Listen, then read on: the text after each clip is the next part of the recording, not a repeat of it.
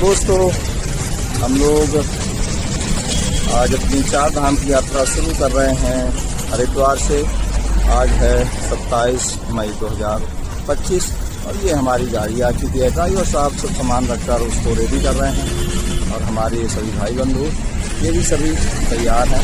27 मई 2025 को हरिद्वार से सुबह 7 बजे प्रारंभ कर रहे हैं। सबसे पहले हम लोग यमुनोत्री जाएंगे, इसके पश्चात गंगोत्री, इसके बाद केदारनाथ और सबसे अंत में बद्रीनाथ का दर्शन करते हुए वापस हरिद्वार ही हमारा ये टूर समाप्त होगा। तो बने रहिए और आगे आपको बहुत अच्छी जानकारियाँ मिलेंगी मेरे वीडियोज़ में। तो अब हम आ चुके हैं हरिद्वार में 4 धाम यात्रा निःशुल्क पंजीकरण केंद्र में और यहाँ पे आप देख रहे हैं काफ़ी सारी भीड़ है। जो व्यक्ति ऑनलाइन रजिस्ट्रेशन नहीं करवा सकते वो ऑफलाइन यहाँ पर आके रजिस्ट्रेशन अपना 4 धाम का या 4 में से जिस धाम में भी जाना चाहते हैं यहाँ पे ऑफलाइन रजिस्ट्रेशन उनका हो जाता है। तो जो रेशियो रखा गया था कि 60% ऑनलाइन रजिस्ट्रेशन होंगे और 40% ऑफलाइन रजिस्ट्रेशन होंगे, तो ये 4 धाम के लिए यहाँ पे सभी लोग उपस्थित हैं और यहाँ पे लगभग 19-20 काउंटर लगाए गए हैं और इसमें से कोई सिंगल कोई धाम जाना चाहता है उसके लिए अलग लाइन है, कोई 4 धाम जाना चाहता है उसके लिए अलग लाइन लगाई गई है। तो यहाँ से आप भी जब भी 4 धाम जाना चाहें तो यहाँ से आप आकर यहाँ से ऑनलाइन ये ऑफलाइन रजिस्ट्रेशन करवा सकते हैं।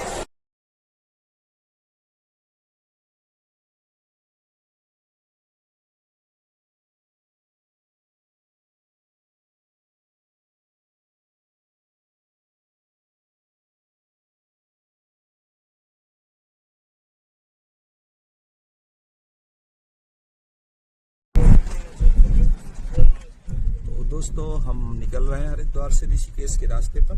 देखिए कितना सुंदर हाईवे और कितने अच्छे यहाँ पर आश्रम बन चुके हैं।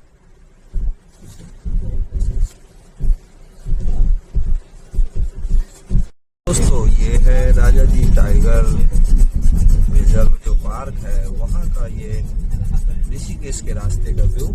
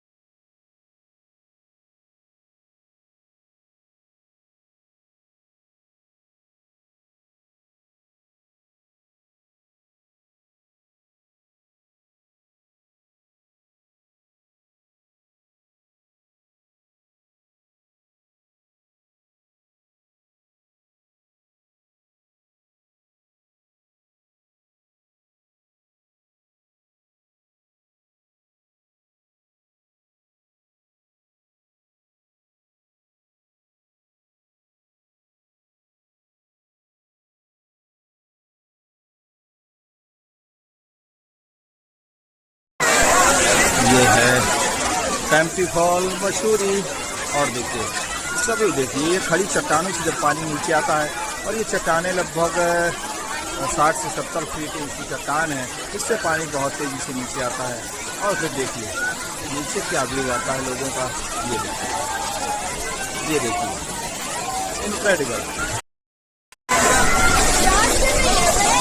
ये है कैंपटी फॉल मशहूरी उत्तराखंड में। वाह इनक्रेडिबल, देखने लायक है, एक बार जरूर आइए यहाँ तक। जब आए आप मसूरी तो इस झरने पर भी जरूर निगाह रखें और आपको बहुत अच्छा लगेगा।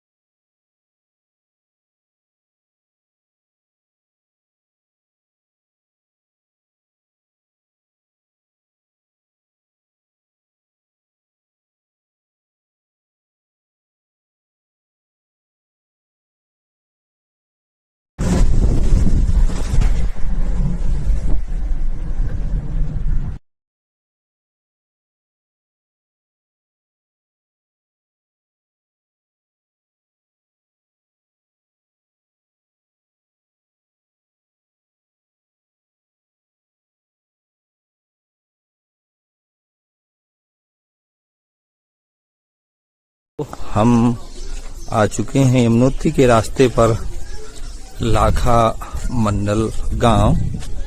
देखिए प्यारा सा गांव है ये, और खूबसूरती देखिए इसकी। तो चलते हैं हम आगे एक डेस्टिनेशन पर, जो पांडव कालीन प्राचीन शिव मंदिर है लाखा मंडल में। हम इसके दर्शन करने जाएंगे।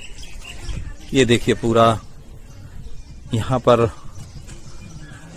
ये इसका डिस्प्ले लगाया गया है, जिसमें लिखा है कि भगवान शिव को समर्पित इस मंदिर का निर्माण 12वीं-13वीं शताब्दी में किया गया था।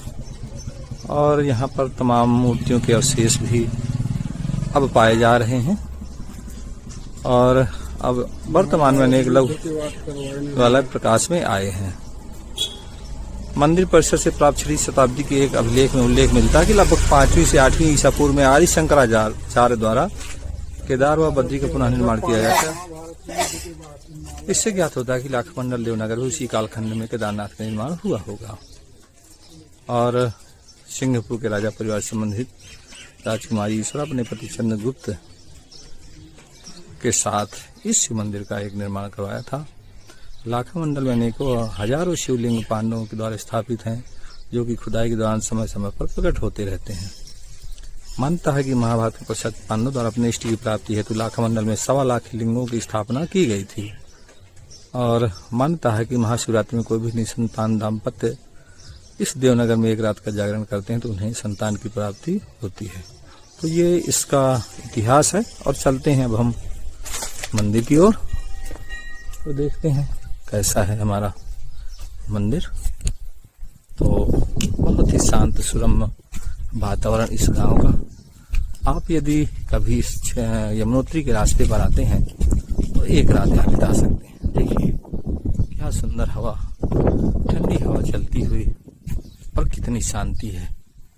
सिर्फ चिड़ियों की चहचहाहट है, और इक्का दुक्का लोग दिख जाते हैं। इसके अलावा तो यहाँ बहुत ही शांत वातावरण है। और यहाँ जो उत्तराखंड के गांव होते हैं वो बहुत ही छोटी छोटी आबादी के गांव होते हैं, तो ज़्यादा भीड़ भाड़ आपको यहाँ नहीं मिलेगा। और जो बहुत ही भाग्यशाली लोग हैं वही यहाँ तक आ पाते हैं। अब हम सीढ़ियों से चलते हैं ऊपर मंदिर में और भगवान भोलेनाथ के दर्शन प्राप्त करेंगे। बहुत ही प्राचीन मंदिर है ये, देखिए।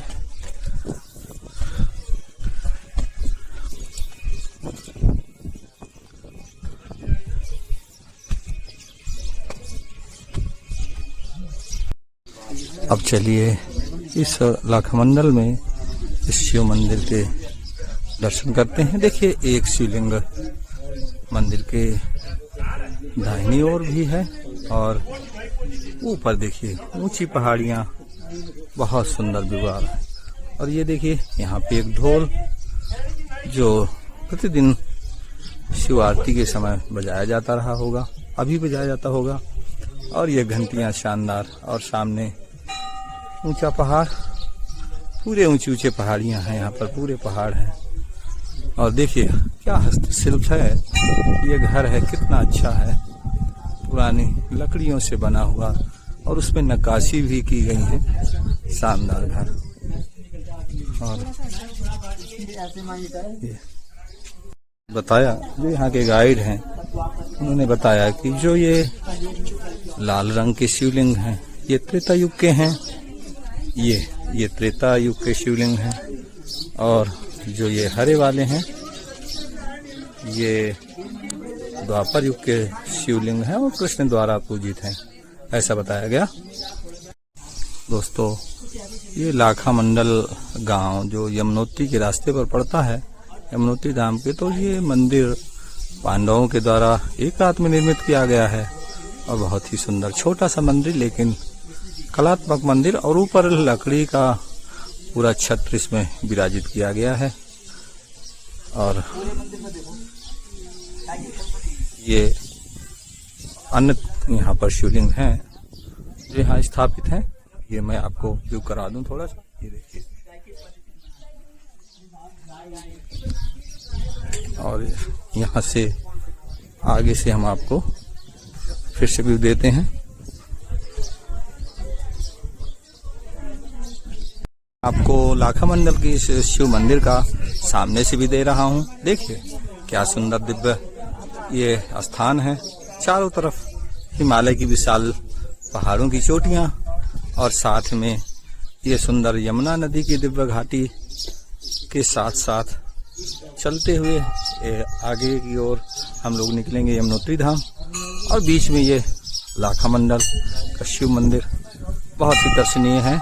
और एक बार जरूर यहाँ पे जब आप आएँ तो यमुनोत्री धाम के रास्ते पर जरूर यहाँ तक दर्शन करें। धन्यवाद। दोस्तों मैं आपको लाखामंडल गांव में घरों की संरचना भी थोड़ी दिखा दूं। देखिए ये घर है, इसमें घर की छत पर पत्थर, पतले पतले पत्थर ढक कर और जो घर की छत है उसको पूरा किया गया है। तो यहाँ पे आपको यही चीज मिलेगी, पत्थर है तो पत्थरों से ही घर की छत को, लकड़ी नीचे से रखकर और ऊपर से पत्थरों को रख के घर को कंप्लीट कर लिया जाता है। देखिए तो ये रचना है। अब आज के समय के हिसाब से कुछ लोगों के पक्के घर भी बन चुके हैं, पर खैर अभी भी वो जो पहाड़ की संस्कृति है वो आज भी अभी आपको देखने को यहाँ पर मिलेगी। बहुत अच्छे हैं और बहुत अच्छी चीजें यहाँ पे आपको देखने को मिल रही है।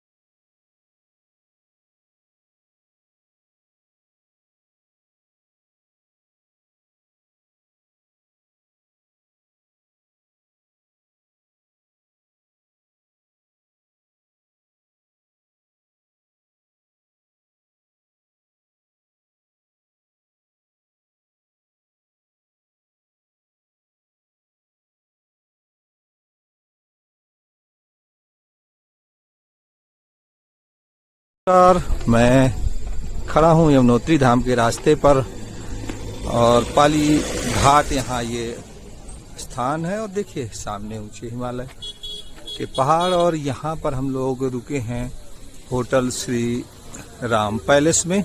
देखिए ये इनका पूरा बोर्ड है, यहाँ पर इन्होंने अपने नंबर भी मेंशन कर रखे हैं। आप यदि इस टूर पर यमुनोत्री धाम आ रहे हैं तो फिर आप यहाँ पर रुक सकते हैं। काफ़ी अच्छे रूम हैं, साफ सुथरे हैं और हम लोग 5 लोग हैं और हमने अभी कमरा यहाँ पर लिया है। 5 लोगों के लिए एक रूम हमने बुक किया है 1100 रुपये में, तो यहाँ के हिसाब से ठीक है। क्योंकि ये लोकेशन बहुत अच्छी है, देखिए इस तरफ देखिए पूरा और इधर देखिए, लोकेशन बहुत अच्छी है। तो आप चाहें तो यहाँ पर रुक सकते हैं। ये बरकोट से आगे आने पर आपको यमुनोत्री धाम के रास्ते में ही ये आपको होटल मिल जाएगा। खाने पीने की व्यवस्था भी यहाँ पर मैनेज हो जाएगी और कोई दिक्कत नहीं है। आप जब भी आए और पीछे देखिए इन ऊंचे पहाड़ों का दृश्य कितना अच्छा है। तो आप जब भी चाहें यहाँ आकर रुक सकते हैं। धन्यवाद। ये भाषा है गढ़वाली भाइयों मेरे, आप सुन रहे हैं ना, जो ये गढ़वाली भाषा में बात कर रही हैं आप।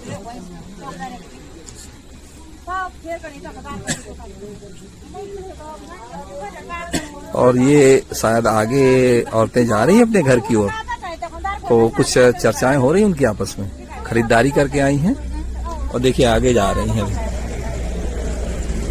तो देखिए ये है संस्कृति, ये है कल्चर अपना उत्तर काशी जिले का। हम पाली घाट में आए हैं खाना खाने और देखिए हमने आज एक पहाड़ी सब्जी खानी है जिसका नाम है लेंगड़ा।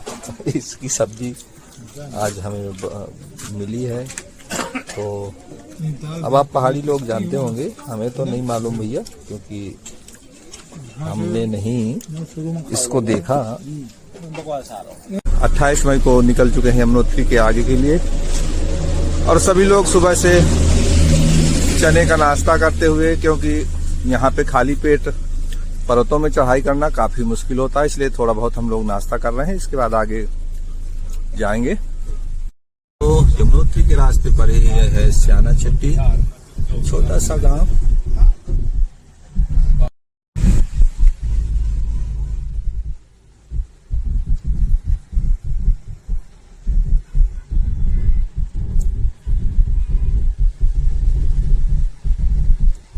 आज पूरा साइनी डे है, रोशनी खिली हुई।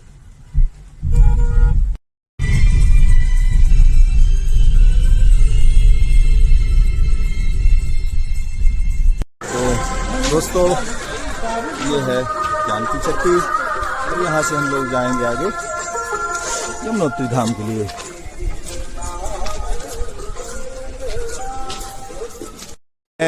यमुनोत्री धाम और जा रहे हैं दर्शन करने। हर हर गंगे। चलिए ये है जानकी चट्टी, यहाँ तक ही अपने साधन सभी आते हैं। इसके बाद हम लोग जाएंगे पैदल। जानकी चट्टी से यहाँ पर बीच में बैठाकर भी लोगों को ले जाते हैं। खच्चर भी यहाँ पर उपलब्ध है और ये 4 लोगों वाली पालकी भी यहाँ पर आपको मिल जाएगी।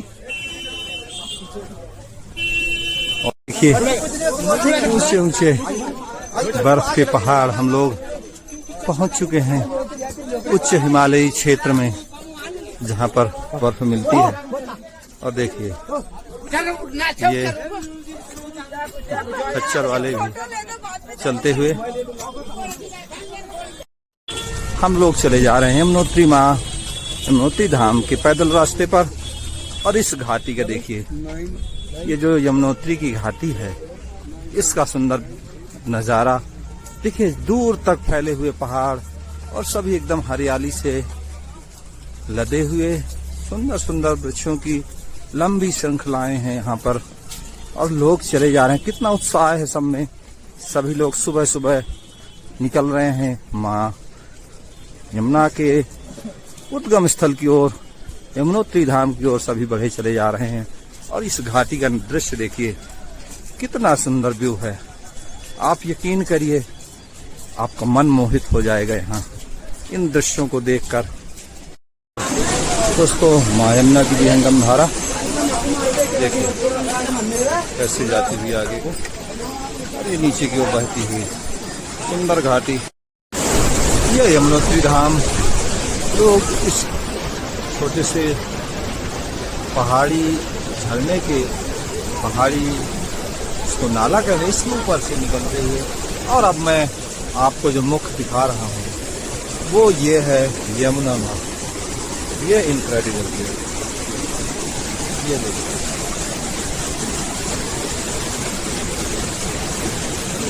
ये देखिए, ये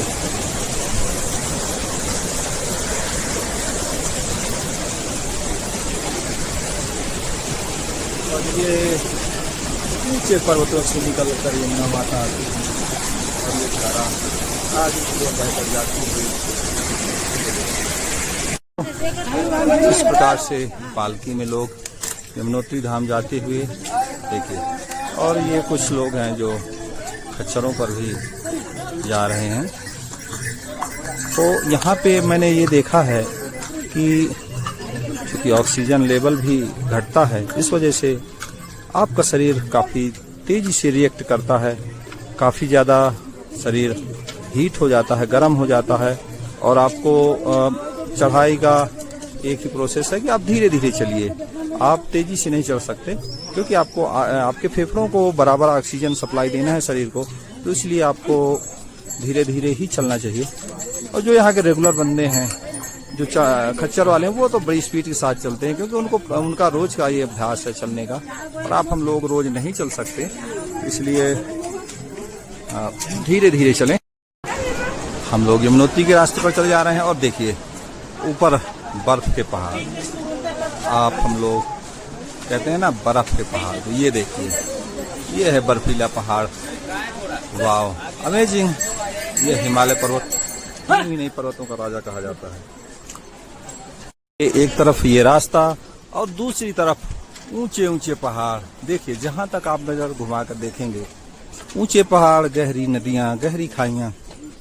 यही इस रास्ते में आपको, यमुनोत्री धाम के रास्ते में यही देखने को मिलेगा। और यूं ही नहीं, ये 4 धाम इतने कठिन माने जाते हैं क्योंकि इनके पीछे आपको बहुत बड़ी मेहनत करनी पड़ती है इन 4 धामों को पूरा करने में। यमुनोत्री धाम की 6 किलोमीटर की चढ़ाई में ये छोटे छोटे बच्चे भी अपने अभिभावकों के साथ जा रहे हैं। तो जब ये बच्चे जा सकते हैं तो आप हम क्यों नहीं। यमुनोत्री धाम में इस तरह की खड़ी चढ़ाई आपको बीच बीच में मिलती रहेगी, कहीं कहीं आप बराबर भी चलते रहते हैं। और ये जो छड़ी है ना, ये देखिए, ये छड़ी यहाँ पे सबसे ज़्यादा काम करती है। और मैं अपनी हार्ट बीट जो पहुँच पा रहा हूँ तो 72 से 80 के आसपास तो पहुँच ही चुकी होगी। और शरीर हैबिचुअल हो रहा है, धीरे धीरे करके हैबिचुअल हो रहा है। और ये हमारे सभी भाई बंधु रेस्ट करते हुए शानदार, इसको बोलते हैं कंडी। एक से पूछा हमने, बोले ये कंडी है, और इसमें एक आदमी को बैठाकर वो चलते हैं, देखिए। और इस प्रकार से पालकी और कंडी चलती हुई, ये देखिए ऊंची ऊंची पर्वतमालाएं बर्फ से लदी हुई। और ये ट्रैक यमुनोत्री धाम का, देखिए देखिए देखिए देखिए, ये पतला सा एक गैलरी है लगभग 10 फीट की, इसी पर हम लोग चले जा रहे हैं। सबसे ज्यादा समस्याएं आती हैं पालकी और खच्चर वालों से। मौसम बहुत सुहाना, और देखिए नीचे यमुना मैया कलकल करती हुई बही जा रही हैं अपने ही उमंग, अपने ही उत्साह में। और ये पर्वतमालाएं आपको हिमालय की विशालता बताती हैं कि कितना विशाल है अपना हिमालय। ये है यहाँ पर मिलने वाला पेय नींबू पानी, नींबूज के नाम से। और ये बोतल मुझे 250 ml की मिली है 50 रुपए की। तो ये आप पीते रहें ताकि आपका सफर में जब पसीना निकलता है इस चढ़ाई में तो आपका डिहाइड्रेशन ना हो, इसलिए ये नींबू पानी आप जरूर पिए। तो चढ़ाई के समय ही यमुनोत्री से 1 किलोमीटर पहले भैरव मंदिर मिलता है और ये इस धाम के रक्षक देवता भी हैं।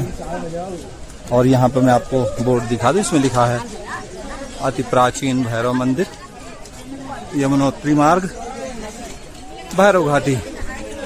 और इनके बिना दर्शन की यात्रा अधूरी है, तो इनके भी दर्शन आप रास्ते में ही कर लें। तो आज 28 मई को 2025 को यमुनोत्री धाम के रास्ते पर धूप खिली हुई है, लोग सकुशल आ जा रहे हैं। और लेकिन यहाँ पर बताया गया कि दोपहर के बाद अक्सर बारिश हो जाती है, तो आप यमुनोत्री धाम के जब ट्रैक पर आएँ तो आपके पास रेनकोट होना चाहिए। एक छड़ी मैंने बताया, छड़ी रखें, पानी की बोतल रखें, गरम जैकेट भी एक आप डाल सकते हैं क्योंकि ऊपर काफ़ी ठंड हो जाती है। और एनर्जी ड्रिंक जैसे ग्लूकोज है, कुछ मीठा चीज़ें खाने के लिए आप बीच बीच में खाते चलें, पानी पीते चलें। इस प्रकार से आप थकान से दूर रहेंगे।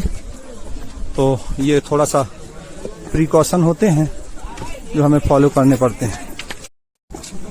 हम लोग लगभग यमुनोत्री धाम पहुंचने वाले हैं, 500 मीटर शेष है। और मैं आपको एक चीज़ और दिखा दूं, देखिए यहाँ के जो पेड़ हैं इन पर काई जैसी जमी हुई है। इसका मतलब ये है, देखिए ऊपर तक पूरी काई लगी हुई है तने पर, टहनियों पर। इसका मतलब ये है कि ये काफ़ी ठंडा इलाका है और लगभग रोज बारिश होती है, तब पेड़ों में इस प्रकार से ये गीलापन है, काई लगी हुई है। तो हम लोग इतनी हाइट पे हैं कि लगभग टॉप दिख रहे हैं पहाड़ों के। अब हम कड़ी मेहनत के बाद 6 किलोमीटर की खड़ी चढ़ाई के बाद पहुंच गए हैं यमुनोत्री धाम, माँ यमुना के दिव्य दर्शनों के लिए।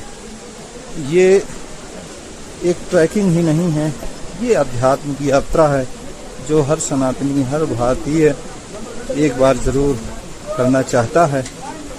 पर बुलावा उसी का आता है जिस पर माँ यमुना की कृपा होती है।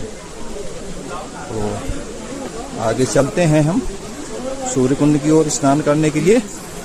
दोस्तों, ये है हमारी यमुनोत्री धाम का दृश्य। यमुना माता जहाँ से निकलती हैं वो उद्गम स्थल का दृश्य, क्या खूबसूरत। और ये देखिए यहाँ पर ये सामने मंदिर है और तप्त कुंड जहाँ पर लोग स्नान करके माँ के दर्शन करते हैं। और सामने वही यमुना माँ की, यमुना नदी की घाटी। तो अब मैं आपको थोड़ा सा व्यू देता हूँ यमुना माँ का। ये देखिए, ये है माँ यमुना, कल कल बहता हुआ शुद्ध निर्मल जल।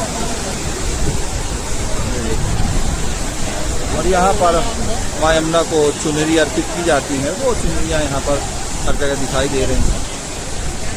और साथ में ये मंदिर, फिर से ये व्यू और ये मंदिर। वहाँ कैमरा अलाउ नहीं है, इसलिए मैं आपको यहाँ से ही ये व्यू दे देता हूँ। यह है माँ यमुना का मंदिर, दिव्य मंदिर, पवित्र मंदिर और हिमालय की गोदी में बसा हुआ ये पवित्र मंदिर। देखिए कितना सुंदर है, क्या भाव है। अंदर फोटो लेना अलाउ नहीं है, इसलिए मैं आपको मंदिर परिसर की ही फोटो दे देता हूँ। देखिए कितना सुंदर दिव्य मंदिर है ये।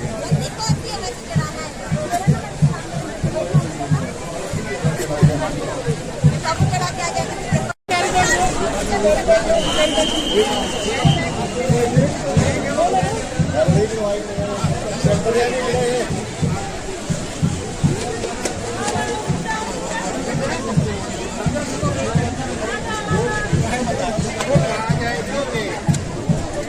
आपको लेके चलता हूँ तप्त कुंड, जहाँ पर नहाने से आपकी सभी थकान दूर हो जाएगी। चलिए दिखाते हैं आपको। ये देखिए तप्त कुंड, यहाँ नहाने से आपकी दूर हो जाएंगी सभी थकान। ये है तप्त कुंड, यहाँ पर नहाने से सभी थकान दूर हो। तो ये है यमुना मैया यमुनोत्री में ये सांवला रूप जो माँ का होता है वो यहाँ पर दिखाई देता हुआ। देखिए कितनी तेज धारा, और सामने की ओर व्यू देखिए। ये अविरल अनिर्वचनीय अकथनीय माँ यमुना का ये पवित्र धाम यमुनोत्री धाम। और देखिए धारा, देखिए क्या सुंदर धारा है। देखिए बहुत ही आध्यात्मिक ऊर्जा को देने वाली माँ यमुना मैया यहाँ पर प्रवाहित है यमुनोत्री धाम में। और आगे यहाँ से 1 किलोमीटर आगे इनका उद्गम स्थल है, तो वहाँ तक हम लोग नहीं जा पा रहे हैं। बस यहीं से हम लोग आज दर्शन करेंगे।